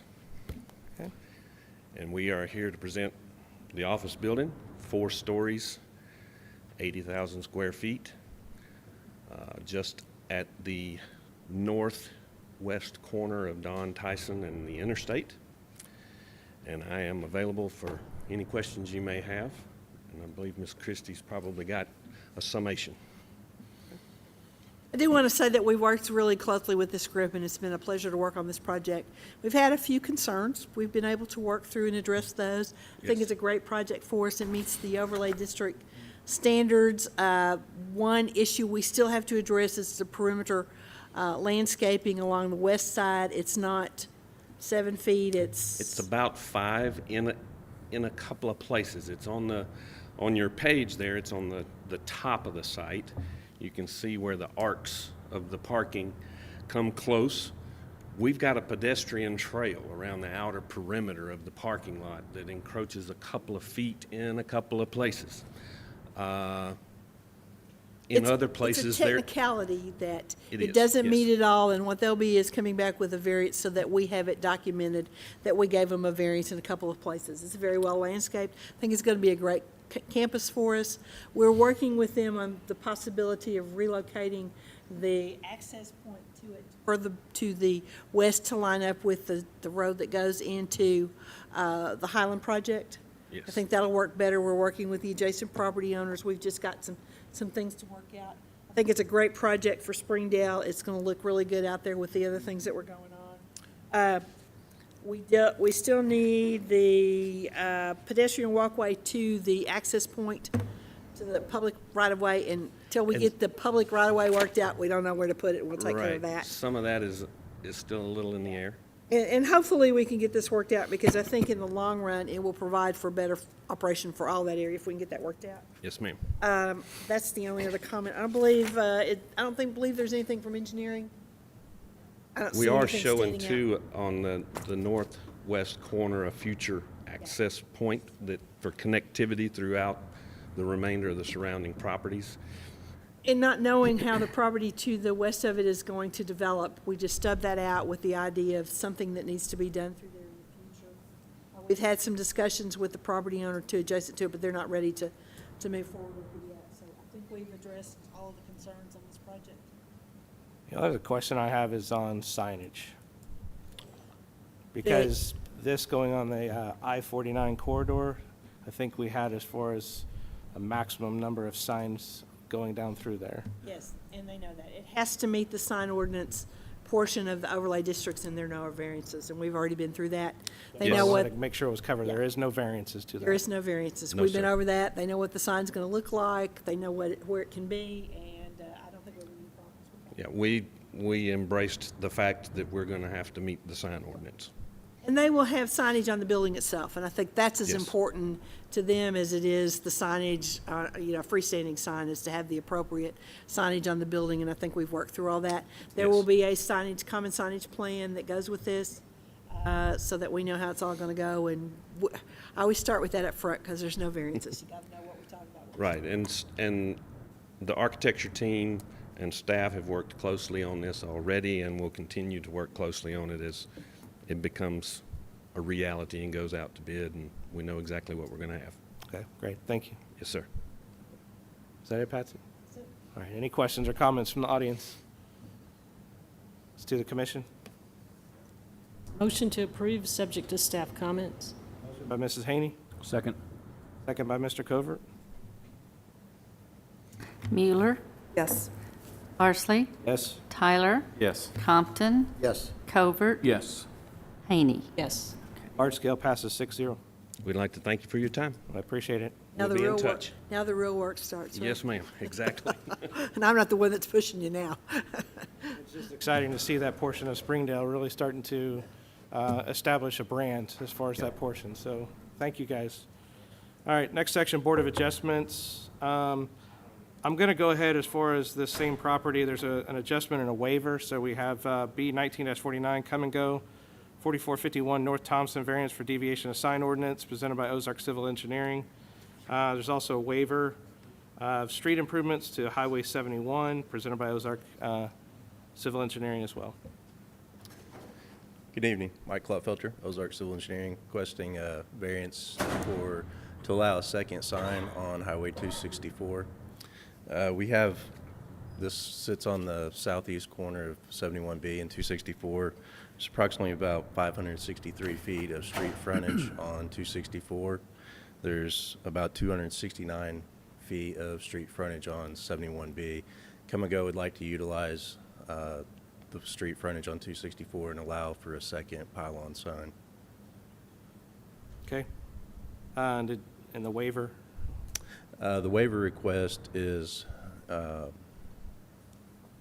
so we can, The waiver of the Yeah. drainage requirements on Highway 71. yes, been in coordination with DOT. They originally requested that we extend the storm pipe that's existing. It's a 30-inch equivalent arch pipe. Wanted to extend it south to our south property line. However, there's some ongoing drainage issues to the north where that pipe currently ends. If we extend it south, and in order to get under the access drive for Come and Go, we're going to essentially alleviate the issues at the northwest property corner, but we would move that problem on south. So we would resolve it at the north, but there would be still ongoing issues at the south property line.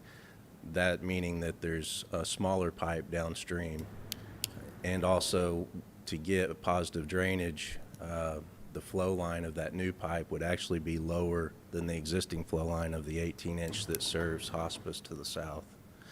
So after we had that coordination with DOT, they did agree that it wouldn't be a good idea to extend it and move problems downstream at this time. It'd be better to resolve it all at once at some point in the future. So do we have something in writing from Highway Department that verifies that? Do you have something from Chad? Actually, I went through the hydraulics division. I can email you the emails. We just got approved for the access drive permit.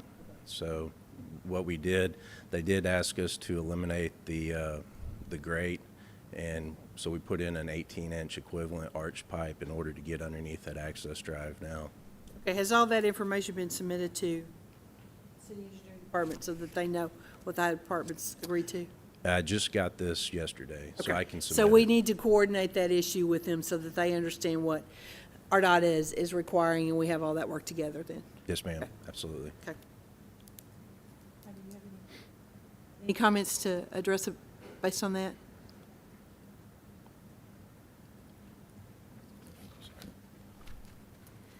Katie Hollingshead from Springdale Engineering staff. This is our memo we put together. Due to Section 110-111 of Springdale City Code, outlining curb and gutter required on property being developed, as well as curb and gutter stated on the city's master street plan for arterial streets, the engineering department does not recommend this waiver for approval. Although RDOT's detail may not have curb and gutter for highways, the city can hold these streets to a high standard within city limits.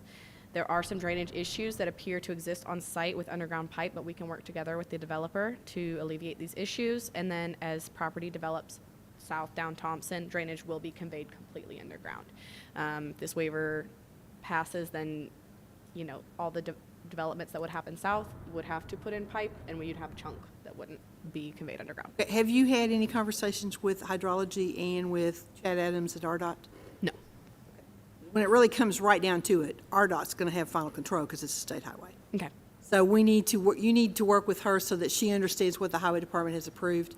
I don't think they'll allow you to put curb and gutter in.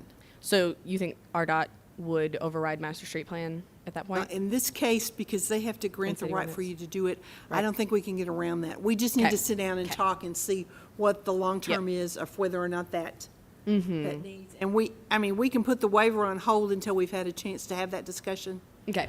I would suggest in the future, if we've got some that's on a state highway, we may need to coordinate all of that before we get to this point. Yes, I You know agree. what, RDOT's kind of Okay.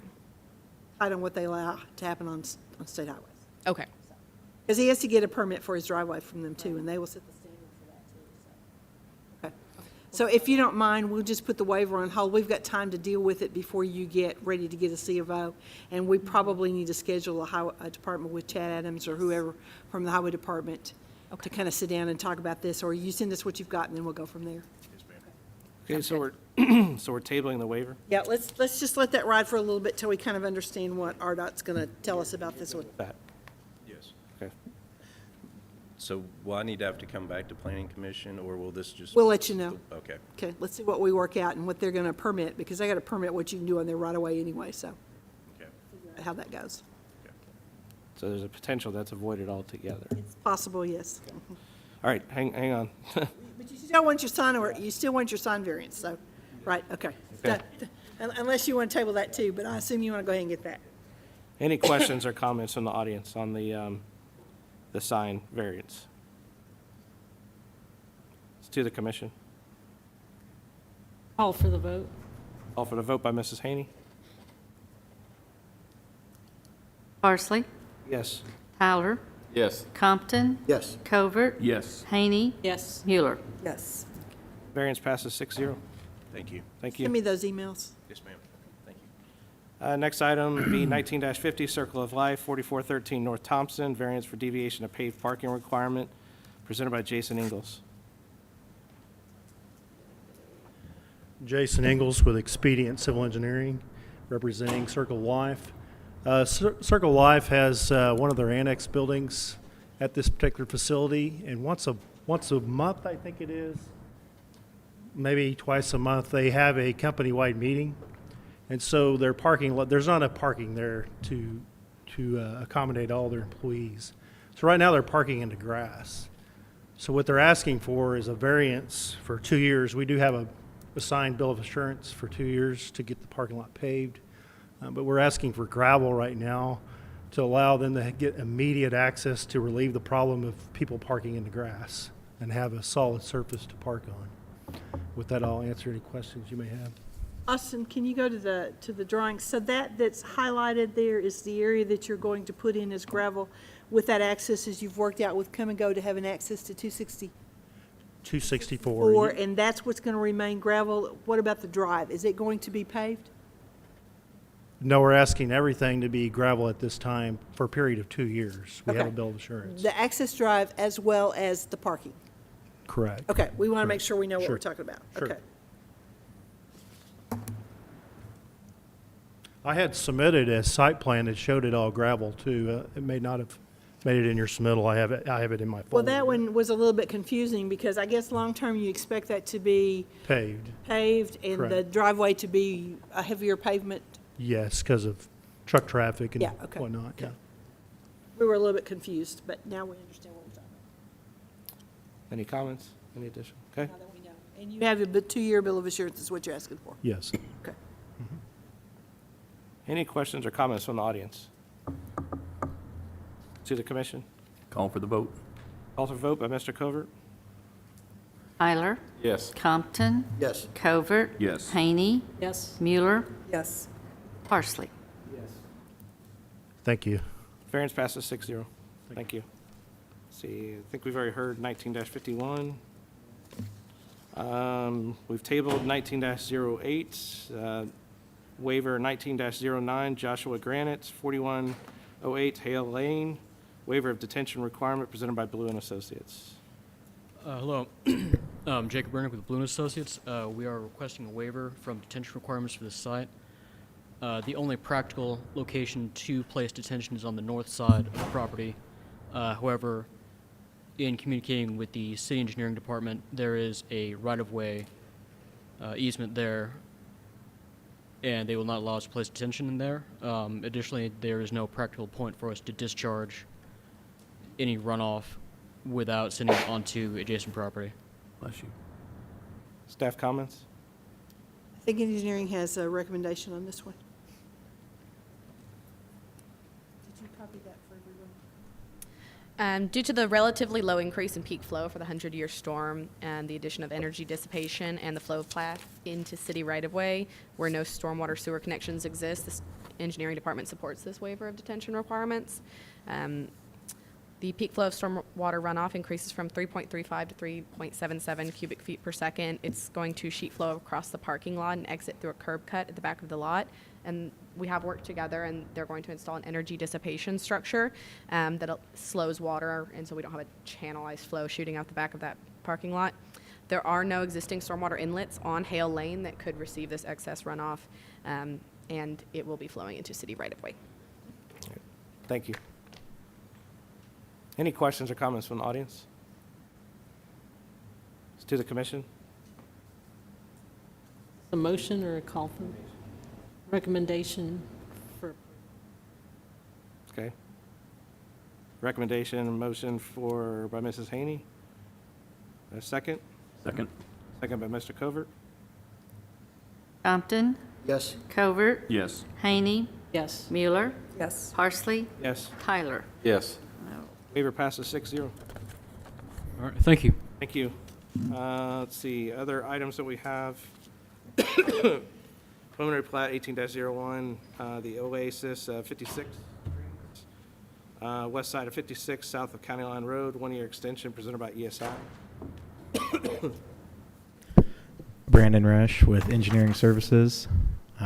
This is basically the same thing that had been approved before. We're just asking for extension because of new interest in the project. Staff Happy to comment? answer any questions. Okay. Any questions or comments from the audience? To the commission? I apologize, I didn't hear what Patsy said. You said We don't know any we reason have why no it reason couldn't. to. Okay, I just didn't understand. Okay. I'll make a motion, recommendation for approval. Motion by Mrs. Haney. Second. Mr. Covert. Covert. Yes. Haney. Yes. Mueller. Yes. Parsley. Tyler. Yes. Compton. Yes. The 1-year extension is granted, 6-0. Or approved, sorry, not granted, but approved on there because that's a good. So, thank you. No, it doesn't have to go anywhere. You got it extended for 1 year. Last item, Marcus Goodman, 321 Cottle Avenue, appeal of planning director's denial of business application as a home occupation, presented by Marcus Goodwin. I'm Marcus Goodwin, and I'm here to appeal the denial of a business license for my home occupation of clock repair. This is not a new startup business. I've been doing this for over 30 years at this location. Haven't caused any problems with neighbors, nothing there. I did have to close for a short time because of the helping with my parents because of their failing health. So I got ready to reopen my business and found out I couldn't get a license. Everything's still the same as it was when I first started the business. Just my wife and I are the only ones working on the clocks, no other employees. It's a very quiet business. Once in a while you can hear a call of a cuckoo, but not outside the house. Most of the time I go to people's homes and work on the grandfathers there. It's a lot easier than having them bring them to my home. So that keeps the amount of traffic down, only people bringing smaller clocks to me.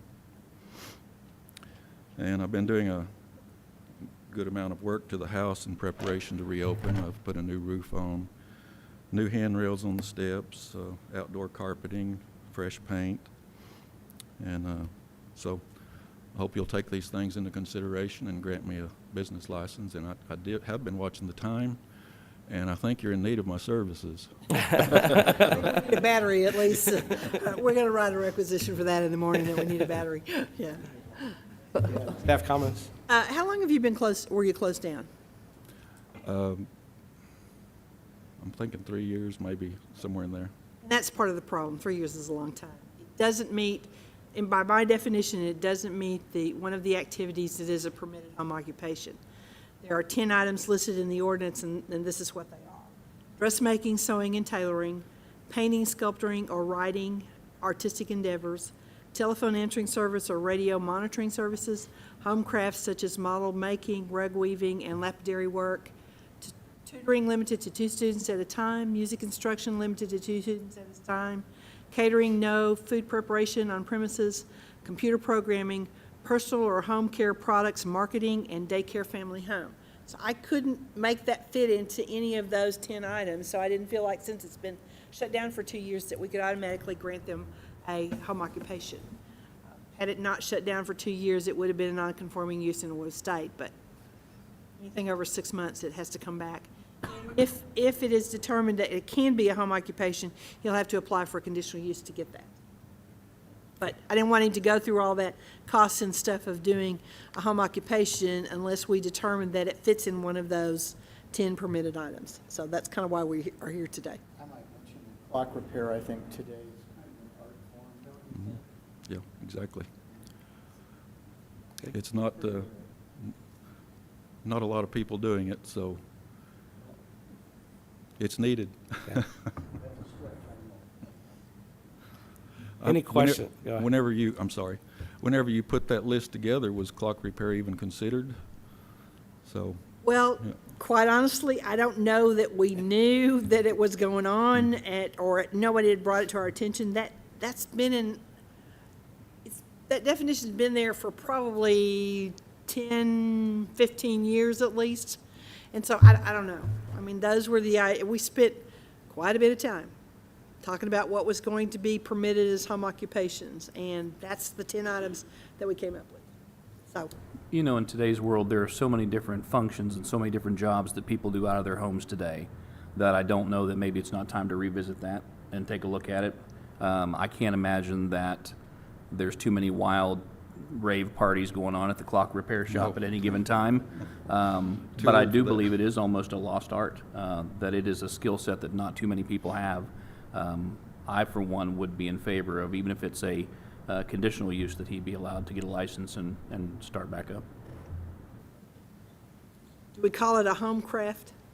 Can we put it in that as a home craft? I mean, and just, my job is to help argue the other side. The next person who wants to come in and work on radios or wants to work on cell phones or those kind of things, is it in the same kind of thing as that? Is it because it's clocks, it's more of an artistic endeavor? That's where we get think into, it's- you start opening yeah. a can of worms, and you've got businesses going into residential areas that, Sure. and that's why I wasn't gonna make that decision on my own. No, and I think you did everything according to the laws that you have to do.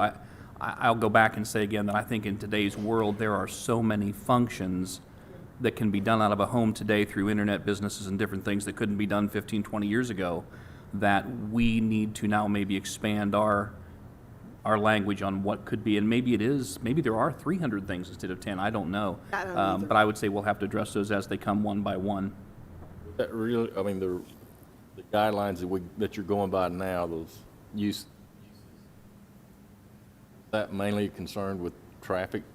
Yeah, it was, at the time, the discussion was, a residential area is supposed to be a residential area.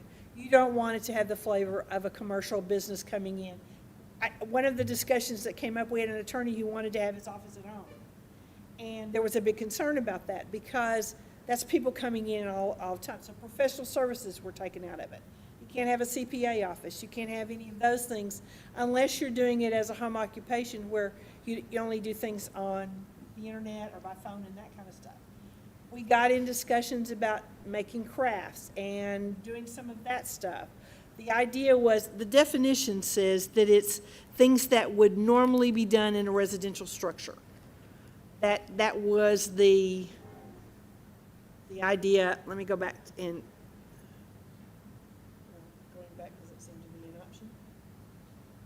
Or the operator error is not allowing that to happen, one or the other.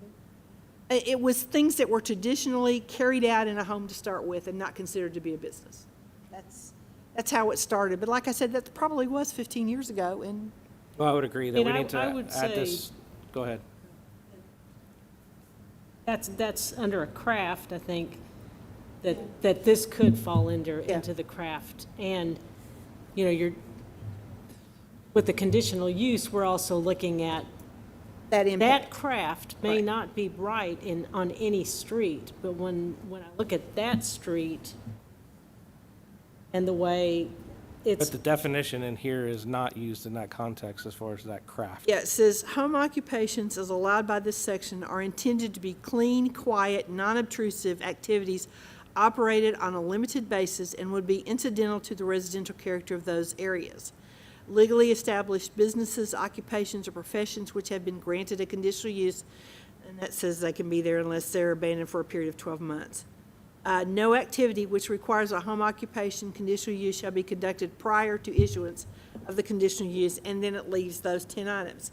And it's daycare for 10 children or less that's operated by the owner only. You can't have any County workers.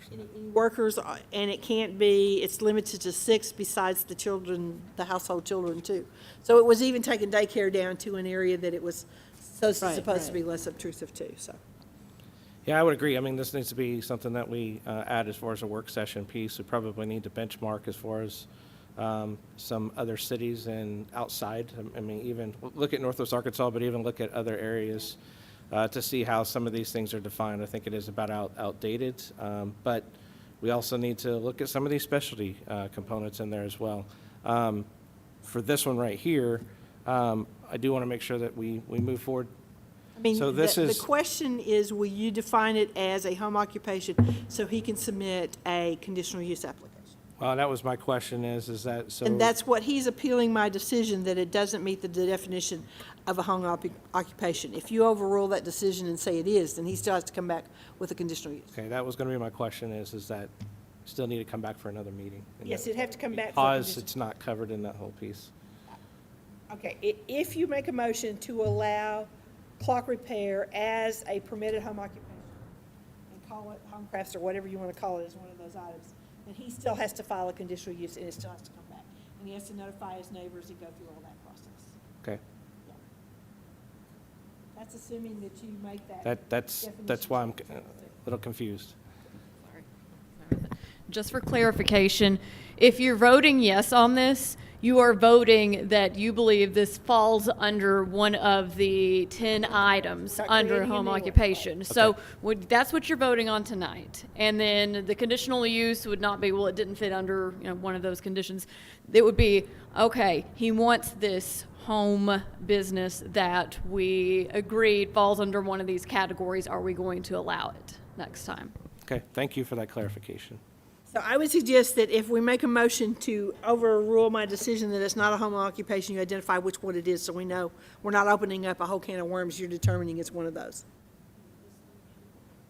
Dressmaking, sewing, and tailoring, painting, sculpturing, or writing, telephone answering service or radio monitoring services, home crafts such as model making, rug weaving, and lapidary work, tutoring limited to 2 students at a time, music instruction limited to 2 students at a time, catering with no food preparation on premises, computer programming, personal or home care products and marketing, daycare, family home. Those are the 10 Maybe your items. clocks have computer chips in them. Some of his clocks have computer chips in them. But it's Just not saying. computer programming. Well, he's got to program them to work. Could you make, That's the reason we're here, because I couldn't, could you call it a clock-making business? really, Brian? So the motion that I would like to make would be that, Yeah. And Any I'm sorry, go ahead. Comments in the audience on this? Just to totally confuse it even more. yeah. Yeah, because that's exactly where I'm going, because I'm now so confused, I'm not sure. The motion I would like to make would be that he be, and help me with the language on this, Pat, see, that he be allowed to come back as a conditional use and that your decision be overridden? Or do I have to come at it from the Define a standpoint? specific, what we have to define is what of the items that is listed as a permitted home occupation this would fall under. And then he automatically can come back and get his conditional use. You have to determine that it fits in one of those 10 to be able to allow this to happen. Okay. I would make a motion that it falls under the craft. Home crafts such as model making, okay. Yep. So your motion is that this clock repair would be considered a craft. home craft. Yes. Motion by Mr. Covert. Do I have a second? Second by Mrs. Mueller.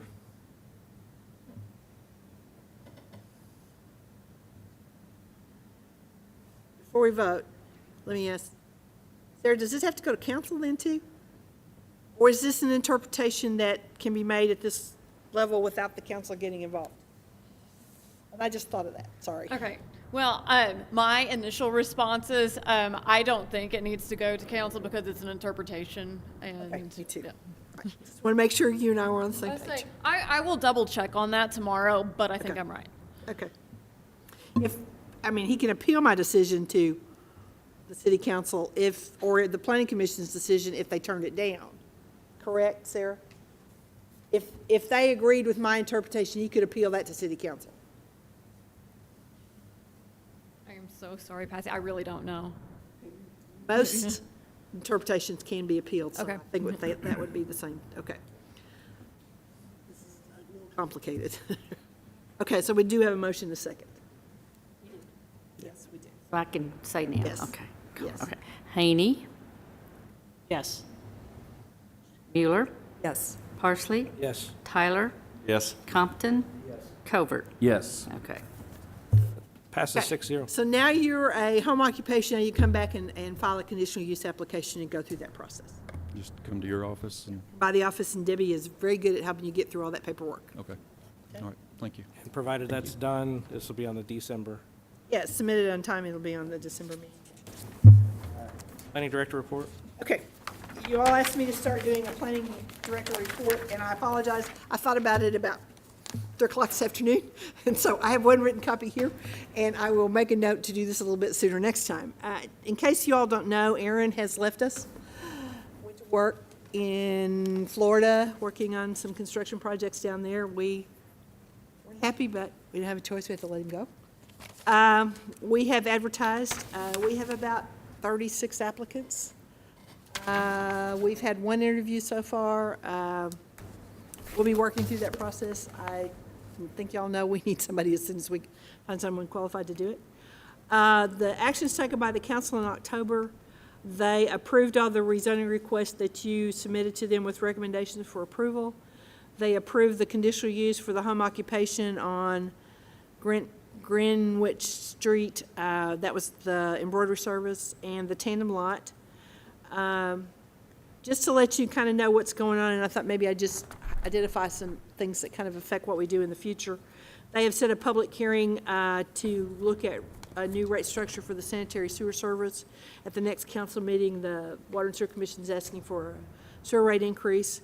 And the announcement was made that there were 2 Walton Family Foundation grants for trail development, $786,000 for Spring Creek Trail, which is the trail that will go across the Game and Fish property. The city's trail fund will build the trail from Thunder Chicken all the way over to 40th Street, and then this money will be used to build it across the Game and Fish property. And a second grant from the Walton Family Foundation. We asked for $2.5 million, we got 3. We're continuing the Dean's Trail.